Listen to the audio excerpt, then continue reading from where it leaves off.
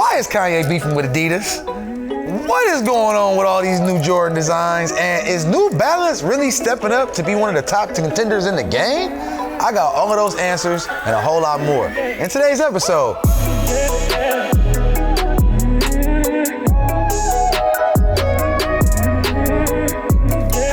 Coming to you from the empty complex offices and in empty Times Square, I'm Rex Hogan, aka the stylish stoner, aka your kid's favorite role model, aka call me what you want, just don't call me bro. Now it's time to get things started with question of the week.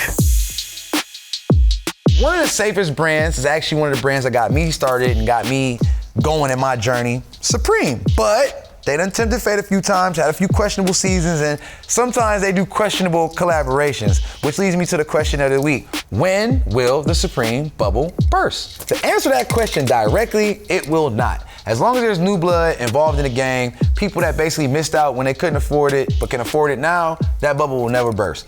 The interest is always gonna be there. There's always gonna be someone who has a nostalgia or an attachment to something that they may have missed out on because they wasn't financially aware or ready, but now they are, and they can go back and get it. So to answer that question directly, I don't see it bursting anytime soon. Good question, nice try.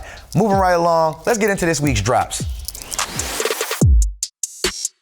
All right, so this week, we kicking it off with a drop from a brand we haven't really heard too much from. Well, we at least haven't talked about it here yet. That's right, New Balance got a collaboration with Salehe Bembury, and it's called the New Balance 2002R. I spoke personally with Salehe. He told me he spent more time on the packaging than he did the shoe himself, but being from the background that he comes from, I know he spent ample time on the design, so you guys are definitely in for a treat. If you want my opinion, this is for sure going on the hot, because you could expect to see the numbers do double, maybe triple, I don't know, even quadruple. It's a fire shoe, I'm not gonna front.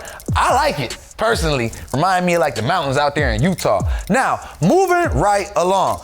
Next up, we've got another drop from everybody's favorite politician and pastor, Kanye West. The Yeezy V2 350 at Bez. Now, I don't know if you heard the hoopla on social media about him talking about if I'm not on the board of directors of Adidas, I'm only wearing Jordans. He deleted that because he knew that was gonna mess up his bag. But these shoes ain't gonna mess up your bag. You can invest in $220 and be sure to get a return of at least $100 to $150 depending on size. So the V2, I'm gonna start throwing this just in the middle because depending on size, depending on what it is, depending on what he's talking about, the shoe has the potential to either go up a lot or just up a little bit. You can bet for sure that you're gonna make at least $100 to $150, depending on size, depending on colorway. This one, I don't think it's gonna be any different. It's gonna retail for about $220. You're gonna be able to get $325 to $350. Yeezy's just turning into like the new dad shoe.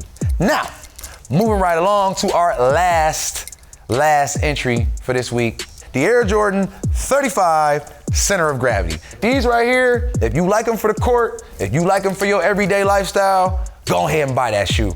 If you looking for them to flip and make money, stay the hell away from the Air Jordan 35 because it's not the center of making money. It's probably the center of gravity for going double ass in these streets, but it is not the center of gravity for the flip. This right here, you might want to stay away from, especially if you looking to make some money. Again, I've said this before on other episodes. If you like the shoe, go for it. If you want to wear it on your everyday, go for it. If you think it's a great on the court heater, go for it. If you're buying it to make money, what I'm telling you is to stay away from the Air Jordan 35 Center of Gravity. Okay, we've been doing this for a few weeks now, and I like that you guys keep me honest. You know, you keep me pure, you know what I'm saying? So let's check in and see how one of my earlier predictions worked out.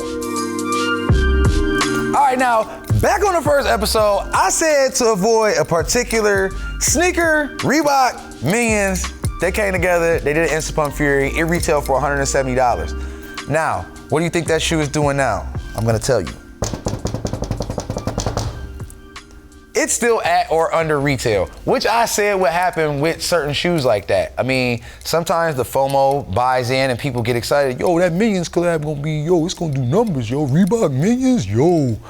No, that's not how it works because no shots at Reebok. I still love you. Like I said, I own 2 silhouettes myself, but that right there, especially if you're trying to get into this for the flip, was not a smart move. So I hope if you bought those, you can get your money back. Thanks for tuning in. It's always a great pleasure to have y'all guys. Check me out, come get cozy, hang out, talk sneakers. Hopefully y'all make some money this week. I see y'all. Squad gang gang, and I'm out.